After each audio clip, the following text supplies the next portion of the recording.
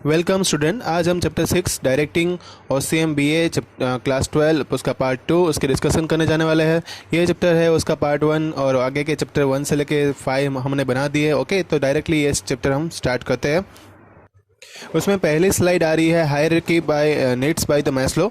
Maslow ने जो hierarchy of needs के ऊपर जो उसका आर्टिकल लिखा था प्रिंसिपल ऑफ ह्यूमन मोटिवेशन 1943 में, उसमें 5 उसने जो नीड्स बताई थी उनको प्रायोरिटी के हिसाब से जो है वो अरेंज किया गया था। तो पहली उसमें नीड्स थी उसकी प्राइमरी नीड्स मतलब कि फिजियोलॉजिकल, दूसरी थी सेफ्टी नीड्स, तीसरी थी सोशल नीड्स, फोर्थ एस्टीम और स्टेटस नीड्स और फिफ्थ है उसमें सेल्फ एस्टीम और and self actualisation needs.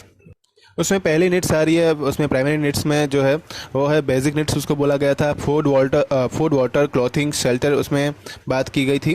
Food जो है वो बेसिक्स मतलब सस्टेन करने के लिए बॉडी को ज़रूरी होता है। जो कोई भी भूखा इंसान होगा वो हमेशा जो अपने फूड को पहले इंपॉर्टेंस देता है, इसलिए उसने दूसरी नीड्स को ज़्यादा इंपॉर्टेंस नहीं दिया था।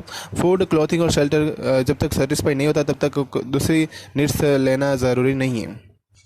नेक्स्ट उसमें आ रहा है सेफ्टी नेट्स। जैसे हमारी फिजिकल नीड्स सेटिस्फाई हो जाती है उसके बाद हायरार्की में ये बताया गया कि सेफ्टी ज़रूरी है। तो उसमें physical safety, job safety, safety again risk के सामने जो सेफ्टी होती है, फिर रेगुलरिटीज़ ऑफ वेजेस, ये सभी सेफ्टी की बात उसमें की गई है। इसके लिए इंसान क्या करता है, तो उसके लिए इंसान जो इंश्योरेंस लेता है, अपने सेविंग अकाउंट जो है बैंक में ओपन करवाता है, पोस्ट ऑफिस में ओपन करवाता है, और इसी तरह से वो उसको मेंटल पीस भी रहता है, मतलब वो शांत रहता है इंसान। थर्ड उसमें सोशल नीड्स। जैसे अपनी दो सेफ्टी और जो प्राइमरी बेसिक नीड्स जैसे कंप्लीट होती है, फिर जो है नेक्स्ट इंसान चाहता है कि वो एक फैमिली के साथ कांटेक्ट करे, रिलेटिव्स और जो सोसाइटी है उसमें वो जो है वो अटैच होना चाहता है, क्योंकि इसमें जो feeling of getting loves and respect from the family members ये वो चाहता है। Friends, relatives as well as is colleagues, जहाँ पे वो काम करता है वहाँ से उसको ये सब कुछ मिले, वो है उसकी तीसरी नीड। फिर है esteems and status needs. Fourth में जो है वो मतलब स्टेटस की हम बात करते हैं उससे पहले बता दो कि जो पहली तीनों जो नीड्स थी वो लोअर क्लास नीड्स थी, लेकिन जो फोर्थ है वो पोजीशन के हिसाब से है, हायर क्लास नीड्स है। ये जो अपने खुद के वंस कोई भी इंसान है उसका अप्रिशियल खुद की तारीफ करने के लिए, ऑफिसर जो है अपने रेपुटेशन के लिए, और उनको ये हमेशा इंक्रीज करने में लगे होते हैं। मतलब कि फोर्थ नीड जो है वो स्टेटस नीड में उसका इंक्लूड होता है। नेक्स्ट उसमें जो है सेल्फ एस्टीम, उसमें सेल्फ एक्चुअलाइजेशन में ये बताया गया है कि कोई भी इंसान जो है वो हमेशा अपनी टॉप पोजीशन जो है वो अचीव करना चाहता है अपनी लाइफ में। जैसे कि यहाँ पे वो जाकिर हुसैन की बात करें तो शिव कुमार शर्मा जो है वो सचिन तेंदुलकर जो है क्रिकेट की फील्ड में थे, अमिताभ बच्चन जो थे वो एक्टिंग की फील्ड में थे, लता मंगेशकर म्यूज़िक की फील्ड में जो टॉप पोजीशन उसने गेन की। तो ये एक इंसान की एक नीड होती है कि सेल्फ एस्टीम होता है कि वो अपनी पोजीशन जो है वो टॉप पे लेके जाए अपनी खुद की स्कोप में। यहाँ पे जो पिरामिड बताया गया है वो पिरामिड में भी स्टार्टिंग जो है वो फिजियोलॉजिकल नीड से शुरू होता है, क्योंकि ये प्राइमरी नीड से उसके बाद जो है हमें टॉप पे पहुँचना है। मतलब कि अपनी जो रिक्वायरमेंट है वो नीचे से शुरू होगी, फिर हम ऊपर बढ़ेंगे। नेक्स्ट स्लाइड में है उसकी फाइनेंशियल और नॉन फाइनेंशियल एक्टिविटीज़। उसमें पहला आ रहा है इंसेंटिव्स। इंसेंटिव में क्या होता है कि कोई भी बिजनेस जो है वो हमेशा वर्कर्स को इंस्पायर करता है उसका वर्क एप्टीट्यूड और जो है उसका एफिशिएंसी जो है वो मेंटेन रखने के लिए, और ये काम वो करते रहे हमेशा। इस इंस्पिरेशन को बोलते हैं इंसेंटिव। इंसेंटिव जो है वो उसमें एक ऐसे एक एक्शन इंसाइट करनी पड़ती है जिससे वर्कर का एंथुजियाज्म, उत्साह मतलब जो है वो बढ़े। ऐसे इंसेंटिव से जो है एम्प्लॉयज़ को अपने ऑब्जेक्टिव अचीव करने में हेल्प मिलती है। ऐसे इंसेंटिव दो टाइप के हैं, फाइनेंशियल और नॉन फाइनेंशियल। तो इसमें यहाँ पे डायग्राम जो है बताया गया है कि फाइनेंशियल इंसेंटिव में कौन कौन से टर्म्स है और नॉन फाइनेंशियल इंसेंटिव में इंटेंसिव जो है उसमें कौन कौन से टर्म्स है। ये मोस्ट ऑफ जो टॉपिक जो है वो 2 या 1 मार्क पे आपको देखने को मिलेगा। तो इसमें नेक्स्ट स्लाइड में आ रहा है फाइनेंशियल इंसेंटिव्स। उसमें पहला है प्रॉफिट शेयरिंग। तो सरप्लस प्रॉफिट जो बिजनेस में रहता है वो एक जॉइंट एफर्ट्स रहता है वर्कर्स और ओनर का, उसका रिजल्ट का ही कंक्लूजन रहता है, तो उसको बोलते हैं प्रॉफिट शेयरिंग। दूसरा है को पार्टनरशिप, जब भी एम्प्लॉयज़ या वर्कर्स जो है वो पार्टनर्स के फॉर्म में ओनरशिप या मैनेजमेंट और डिस्ट्रीब्यूशन जो उसका रहता है प्रॉफिट का, तो इसमें ये हर जगह पे उसका प्रॉफिट का डिस्ट्रीब्यूशन होने वाला है, तो उसको बोलेंगे को पार्टनरशिप। नेक्स्ट है उसमें प्रमोशन। प्रमोशन में क्या होता है कि जो अपना स्टाफ रहता है ऑर्गेनाइजेशन का उसको हायर और बेनिफिशियल पोजीशन जो है वो उस पर प्लेस करने का जो प्रोसेस होता है उसको बोलते हैं प्रमोशन। बोनस है उसमें नेक्स्ट स्लाइड में प्रॉफिट जो है वो कंट्रीब्यूशन रहता है वर्कर्स का, उसके थ्रू ही मिलता है। इसलिए एक लॉ ये बताता है कि थोड़ा परसेंट जो प्रॉफिट का रहता है वो बोनस के फॉर्म में सभी एम्प्लॉयज़ को साल के एंड पार्ट में, मतलब कि आखिरी पार्ट में जो है वो उसको मिलता है। नेक्स्ट है उसमें कमीशन। तो एम्प्लॉयज़ जो है उसको सेल्स जो उसने किया होगा उसमें फाइनेंशियल इंसेंटिव जो है उसको पे किया जाता है, जिस जो उसने अचीवमेंट सेल्स के रिगार्डिंग की होती है उसके हिसाब से। तो ये एक पार्ट का एक तरीके का एक इंकरेजमेंट है, उसको ही बोलते हैं कमीशन। नेक्स्ट उसमें प्राइस, जब आउटस्टैंडिंग परफॉर्मेंस जो वर्कर्स का रहता है एम्प्लॉयज़ का, उसका सम्मान के लिए, उसकी सर्विस के लिए उनको कैश प्राइस, सर्टिफिकेट या मेडल जो है वो बिजनेस ओनर के द्वारा जो दिया जाता है ऑर्गेनाइजेशन के अंदर, उसको बोलते हैं प्राइज़। नेक्स्ट स्लाइड में आ रहा है नॉन फाइनेंशियल इंसेंटिव्स।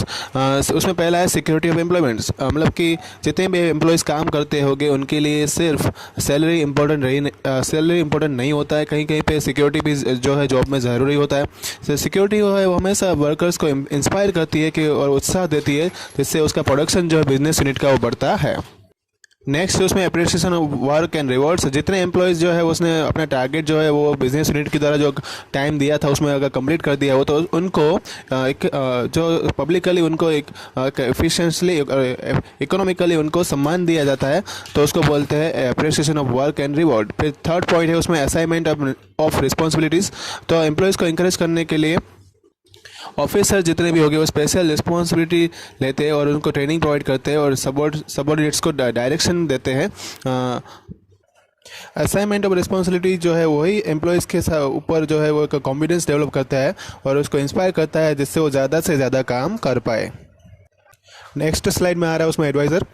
जब भी वर्कर्स जो है इतने एफिशिएंट बन जाते हैं क्योंकि उसको एक्सपीरियंस मिल जाता है लॉन्ग टाइम से, तो वो पॉलिसी फॉर्मेशन करने के लिए भी एक रेडी हो जाते हैं, तो वही अपना एक्सपीरियंस जो है वो उसको एडवांटेज में कन्वर्ट करते हैं। नेक्स्ट पॉइंट उसमें वेलफेयर एक्टिविटीज़ एंड एमिनिटीज़।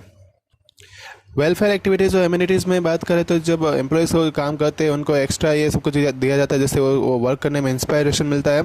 उनको wages, medical service, canteen facilities और बहुत सारी सच वेलफेयर फैसिलिटीज़ जो है वो एम्प्लॉयज़ को दी जाती है। फिर उसमें है 6th पॉइंट अदर इंसेंटिव्स। दूसरे इंसेंटिव भी जो है वो भी वर्कर्स को साथ में मिलते हैं, जैसे कि housing facilities, life insurance, free education to the childrens, books etcetera. Next slide में उसमें लीडरशिप। तो लीडरशिप में दो डेफिनेशन यहाँ पे बताई गई है। पहली डेफिनेशन जो है वो leadership is the art and skill of the creating desire in other for achieving objectives. मतलब कि कोई भी ऑब्जेक्टिव हमें अचीव करना है उसके लिए हम जब आर्ट या स्किल क्रिएट करते हैं दूसरे के अंदर, उसको बोलते हैं लीडरशिप। दूसरा है कि एक डॉक्टर जॉर्ज टेरी ने जो एक डेफिनेशन दी थी वो क्या थी, leadership is the quality of influencing the others to work willingly for the realisation of specified goals. Specified goal मतलब कि यहाँ पे गोल को स्पेसिफाई करने के लिए और उसका रियलाइजेशन जो है वो समझने के लिए हम क्वालिटीज़ जो ऐसी डेवलप करते हैं दूसरों में काम करने के बाद, उसको ही बोलते हैं लीडरशिप। यहाँ पे लीडरशिप जो है वो इम्पोर्टेंट टॉपिक रहेगा एग्जाम रिलेटेड जो क्वेश्चन आता है उसमें, क्योंकि अब जो क्वेश्चन आएगा उसमें कैरेक्टरिस्टिक्स ऑफ लीडरशिप और उसके बाद एक क्वालिटीज वाला जो क्वेश्चन होगा वो दोनों इंपॉर्टेंट बनेंगे, ठीक है, एग्जाम पॉइंट ऑफ व्यू के हिसाब से। तो अब थोड़ा ध्यान से देखना। तो उसमें कैरेक्टरिस्टिक्स में बात करें तो पहला पॉइंट उसमें आ रहा है उसका एग्जिस्टेंस ऑफ द फॉलोअर्स। मतलब लीडर्स जो है हमेशा उनको जो लीडरशिप मिलती है वो हमेशा फॉलोअर को प्रोवाइड करनी होती है। जितने फॉलोअर्स ज़्यादा है उसके इम्प्लीमेंट करेंगे वही लीडरशिप जो है वो पॉजिटिव साइड जा रही है, ऐसा बताता है। दूसरा पॉइंट है उसमें कंटिन्यूस प्रोसेस है। जिस तरह से बिजनेस यूनिट जो है वो एग्जिस्ट करती है, लीडर जो है उसको हमेशा लीडरशिप करते रहना पड़ता है, सबऑर्डिनेट को गाइड करते रहना पड़ता है। तो लीडरशिप जो है वो एक कोई भी बिजनेस में एक कंटिन्यूस प्रोसेस के फॉर्म में काम करती है। थर्ड पॉइंट उसमें आ रहा है एक्सेप्टेंस ऑफ लीडरशिप।